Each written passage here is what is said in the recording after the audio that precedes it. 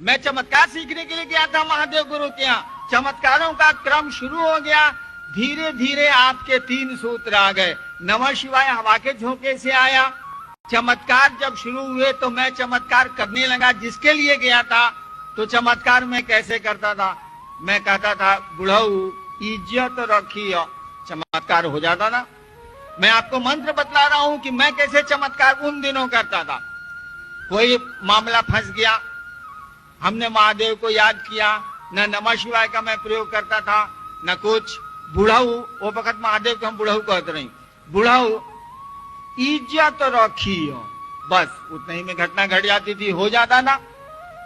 मुझको धीरे धीरे लगने लगा कि खेला तो गुरु की दया का है, नमः शिवाय का नहीं है। कहा कि मैं तो नमः शिवाय का प्रयोग नहीं करता, कहता हूं बुढ़ऊ इज्जत रखियो, या बाद में तो वो भी बंद हो गया। चमत्कार होने लग गए, ठीक है, वो आप धीरे धीरे वो भी खत्म हो गए। मन हटता चला गया। खेला तो मन का है, आप चाहते क्या है, आपका प्रयोजन क्या है जिंदगी में, आपका उद्देश्य क्या है, नतीजा तो उस पे निकलता। मेरे मन में ये बैठ गई बात। मेरे गुरु ने मुझको सिखलाया कि खेला तो गुरु की दया का है और कुछ भी नहीं। और जब मैं मधेपुरा में 1982 में मजिस्ट्रेट होके गया, मेरी पोस्टिंग हुई मधेपुरा 1982 के सितंबर में। 9 सितंबर को मैंने योगदान दिया वहां। पहली बार 74 में शिव को गुरु माना और पहली बार अपनी जिंदगी में दूसरे को हमने कहा कि मैं सर्वप्रथम अपने गुरु शिव के चरणों में प्रणाम करता हूँ। मैं प्रणाम करता हूँ इस कालखंड के महामानव गुरुवता साहब श्री हरेंद्रानंद जी एवं माँ दीदी नीलमानंद के और आप तमाम गुरु भाई बहन के चरणों में। मैं बताने जा रहा हूँ कि ये जो वीडियो आप देख रहे हैं, इसमें साहब बोले कि मैंने तो चमत्कार सीखने के लिए शिव को गुरु बनाया, लेकिन हम अब क्या करते हैं कि कुछ इरादा अलग था, लेकिन हम आप क्या करते हैं कि शिव को गुरु बनाते हैं अपनी लौकिक सुख सुविधाओं के लिए। साहब इस पर क्या समझाने की कोशिश कर रहे हैं, हम आप इस चर्चा को ध्यानपूर्वक और पूरा अंत तक सुनेंगे। 74 से लेके 82 तक 8 वर्षों तक मैंने किसी को नहीं कहा कि शिव मेरे गुरु हैं। मैंने शिव को गुरु माना है, जबकि घनेरों लोग मेरे पूर्व के साथी मिले हैं जो श्मशान के साथी थे, ऐसे साथी थे, पूजा में घूमते थे, अघोरियों के यहाँ जाते थे, डाइन जोगिन के यहाँ मेरे साथ जाते थे, सब लोग मिले। मैंने किसी को नहीं बताया कि हमने महादेव को गुरु मान लिया। मैं चुप था। मुझको लगता था कि ससुरा एहू जा गड़बड़ बा, हम कहे के बात बोली कि महादेव को मैंने गुरु माना है। मैं चुप रह गया। जब 82 में मधेपुरा गया तो सहरसा जिला स्कूल का मैं विद्यार्थी था, पढ़ा था मैंने वहां जब मैं श्मशान जाता था 9वीं क्लास में तो वे सारे लोग वहीं के रहने वाले थे। जब मैं मधेपुरा गया तो उन लोगों से मेरी भेंट हो गई, होनी ही थी।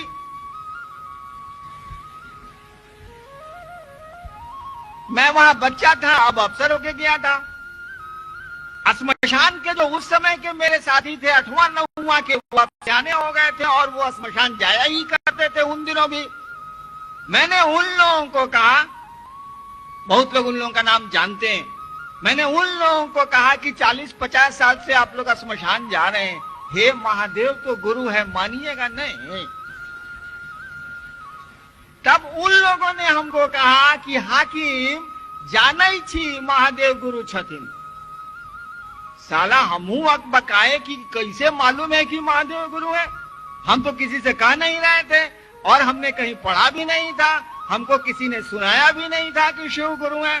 जब मधेपुरा में लोगों ने हमसे कहा कि हाकिम जानै छी महादेव गुरु छथिन, तो मैं अकबकाया कि लोगों को कैसे मालूम है कि महादेव गुरु हैं। तो मधेपुरा में लोगों ने हमको शास्त्र पढ़ाए, किताबें पढ़ाई और कहा कि इन सब किताबों में तो लिखा है कि शिव गुरु हैं। मैंने कभी किताबें तो पढ़ी नहीं थी, बचपन से श्मशान की आदत थी। श्मशान के लोग किताबों से श्मशान की साधना थोड़े ही करते, किताबों से क्या मतलब। वहीं 1982 से शुरू हुई ये बात। शुरू तो हुई थी आपकी इस पावन भूमि से। शिव को शिष्य आपने बनाया है, मुझको आपको हम क्या सुनाएं बताइए। आप ही की भूमि ने तो मुझको याद दिलाया कि शिव गुरु हैं। आप ही की धरती की महक से तो मैं शिव का शिष्य बना हूं। आपको क्या सुनाऊं, फिर भी सुनाने चला आया। बेटा भाई जब छोटा भी गाड़ी चलाना सीख लेता है तो अपने बाबूजी, चचा और भैया को कहने चला आता है कि भैया हमरो गाड़ी चलावे आवेला, चलब आओ बैठ ले चलता नहीं राजपुर। तो मैं आपको क्या सुनाऊं, क्या सिखलाऊं, क्या समझाऊं। यहीं से तो शिव को गुरु मान के गया हूं मैं। यही पावन धरती है, वही शाहाबाद का वो शहर है आरा, जहां मैंने शिव को गुरु माना था। हाँ, ये जरूर है कि आवाज लगाई थी मैंने मिथिलांचल के मधेपुरा क्षेत्र में, और वहीं से धीरे धीरे धीरे धीरे यह बात, ये हवा चली जो आज तक फिर लौट के आपके पास आई है।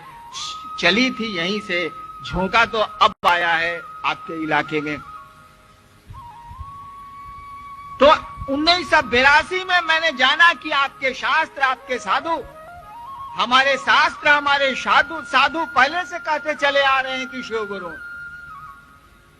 सबको मालूम है कि महादेव गुरु सबसे बड़े गुरु हैं, जगत के गुरु हैं। आपकी हमारी किताबें तो बोलती हैं कि वो गुरुओं के गुरु हैं, गुराधिपति हैं, गुरुओं के मालिक हैं वो।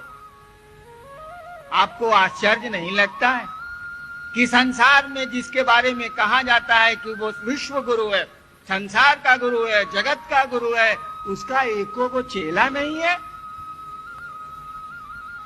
गुरु तो वो है, शिष्य नहीं है। नहीं आश्चर्य लगता है आपको? हमको पता भी है कि वो गुरु है, लेकिन कोई पढ़ता ही नहीं है।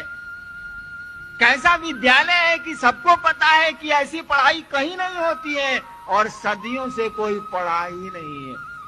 कैसा अस्पताल है कि सबको पता है कि ऐसा अस्पताल दुनिया में कहीं नहीं है, और सदियों से कोई मरीज आज तक इलाज कराने नहीं गया। तो हमको आपको तो खानदान दर खानदान से ये पता है कि शिव गुरु हैं, जगत के गुरु हैं। और ये शिव है कौन? हम तो कितना बार कहानी रहुआ सुन लो के कहल जाला कि चंदा मामा सबके मामा, और शिव घर घर के बाबा। यानी आपके बाबा के बारे में, हमारे बाबा के बारे में, हम सबों के बाबा के बारे में सदियों से ये खबर है, सदियों से ये सूचना है कि वो गुरु है, जगत का गुरु है, आदि गुरु है, गुरुओं का गुरु है। तब भी कोई चेला नहीं है। गजब आश्चर्य लगता है, गजब विस्मय की स्थिति पैदा होती। हमने कहा कि चलो आवाज लगाते हैं। बड़ी आसानी से हम तो चमत्कार सीखने 14 साल श्मशान में रात गुजार चुके हैं, और जब शिव गुरु हुए तो बड़ी आसानी से मैंने चमत्कार जान लिया। सीखा क्या? कोई शरीर में थोड़े ही है जो आके सिखलाते हैं। उनके सिखलाने की कला ही कुछ अजीब। जिस तरह से ईश्वर के रूप में, जिस तरह से ईश्वर हमको आपको बड़ा कर लेता है। सॉरी माफ करिएगा, श्मशान में ज्यादा दिन रहा हूं, गालियां निकल जाती हैं। अब हरिनारायण मरेगा भी। देखिए कौन मारेगा मुझको, कौन ले आया है मुझको, कौन बड़ा कर रहा है मुझको। मैं शिव चर्चा में अभी कलकत्ते गया था, वहां मेरी पत्नी अचानक सीरियस हो गई। शिव चर्चा की बात कर रहा हूं, और जब बात रात के 12 बजे इनको शिव चर्चा से अस्पताल में मैं ले गया तो डॉक्टरों ने कह दिया, इनको दिखलाने के लिए रामविलास जी जो आपसे परिचित हैं, वो लेके डॉक्टर के यहाँ गए। करीब करीब मर चुकी थी ये। डॉक्टर ने कहा कि इनके हस्बैंड हैं क्या, बुलाइए। मैं गया, रात का 11:30 पौने 12 बज रहा था। इंजीनियर साहब ये लोग सब साथ थे मेरे। डॉक्टर ने कहा कि आपकी पत्नी कोलैप्स कर गई हैं, ले जाइए। चेक किया था वो, हमको बुला के, हमको उसने वो मैसेज देना चाहता था। और यही आपके जो यहाँ पहले दरोगा जी थे, रामविलास जी, यही हमको बुला के ले गए थे कि डॉक्टर आपको बुला रहे हैं। रात का 12 बज रहा था, कलकत्ते की शिव चर्चा। गलती से रामविलास जी जो दरोगा जी पहले यहाँ थे बक्सर में, उनका मोबाइल खुला हुआ था और उसका कनेक्शन था पटना में। मेरी बेटी से बात कर रहे थे, इसी बीच में डॉक्टर ने कह दिया कि इनके हस्बैंड को बुलाइए। डॉक्टर ने जो कहा कि इनकी पत्नी कोलैप्स कर गई है, ये मैसेज पास कर गया पटना। बेटी ने सुन लिया, गलती से रामविलास जी का मोबाइल खुला हुआ रह गया। बाई में थे हम लोग, अरे कोई मर रहा है तो कैसे बाई में नहीं होगा। और डॉक्टर ने कहा कि आपकी पत्नी कोलैप्स कर चुकी हैं, ले जाइए। ठीक, छोड़िए, घटना मैं आपको सुनाने के लिए नहीं कह रहा, लेकिन कौन है जो मार देता है? किसी का बस नहीं चलता।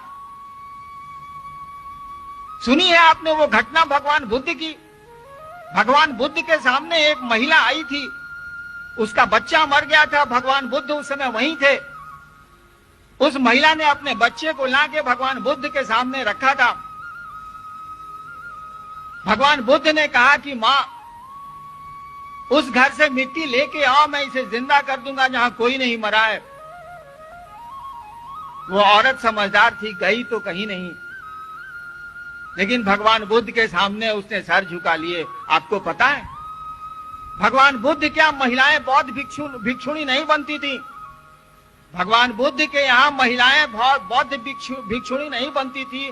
उनके शिष्य थे आनंद, उनको वो इसका विरोध करते थे कि महिलाओं को नहीं बनाया जाए। और भगवान बुद्ध के यहाँ पहली महिला बौद्ध भिक्षुणी बनी वही महिला जिसका बेटा मरा था। इतिहास कहता है कि भगवान बुद्ध के यहाँ पहली महिला बौद्ध भिक्षुणी जिसको भगवान बुद्ध ने अपने भिक्षु समाज में शामिल किया था महिला को, वो वही महिला थी जिसका बेटा मरा था। और भगवान बुद्ध के सामने उसने जिद किया था कि मेरे बेटे को जिंदा करिए आप। भगवान बुद्ध ने कहा कि मां, उस घर से मिट्टी तो ले आओ जिस घर में कोई नहीं मरा है। वो महिला समझ गई और उसने भगवान बुद्ध को समर्पित किया अपने को। और पहली, इतिहास का ये बहुत बड़ा सत्य है कि और पहली बौद्ध भिक्षुणी महिला वही महिला बनी थी। उसके बाद तो अनेकों बनी। तो किसका बस चलता? किसी का बस नहीं चलता, किसी का नहीं चला भी नहीं है। तो कौन है जो ऐसा करता है? अरे वही गुरु होता है। तो कौन माध्यम चाहिए आपको, हमको ज्ञान देने को? जो हवाओं से सृष्टि को चला रहा है, जो पानी पंच तत्वों के माध्यम से सृष्टि को चला रहा है, जो छोटे से हैवान को ले आया है, अब मारेगा भी वो। किसी का बस नहीं चलेगा, किसी का बस आज तक नहीं चला है। अरे वही गुरु भी है, वही सृष्टि का कर्ता भी है, वही सृष्टि को चलाता भी है, वही टुकड़े टुकड़े में विनष्ट भी करता है। और जब वही सचमुच में वही गुरु भी है, जो सृष्टि करता होगा वही गुरु भी होगा, वही गुरु भी है। और जब वो गुरु होता है और वास्तव में गुरु है वही, जब वो गुरु होता है, जब उससे कोई सीखने की मानसिकता में जाता है, उसको किसी माध्यम की जरूरत नहीं है। जिस तरह से हमारा बुढ़ापा मुझको घेरे जा रहा है, उस तरह से भी, उसी तरह से वह ईश्वर जब गुरु होता है तो ज्ञान भी शिष्य को घेरता है, ज्ञान भी शिष्य को आ जाता है। किसी माध्यम की जरूरत नहीं है, किसी चीज की जरूरत नहीं है, केवल एक रिश्ता बनाने की जरूरत है कि हे महादेव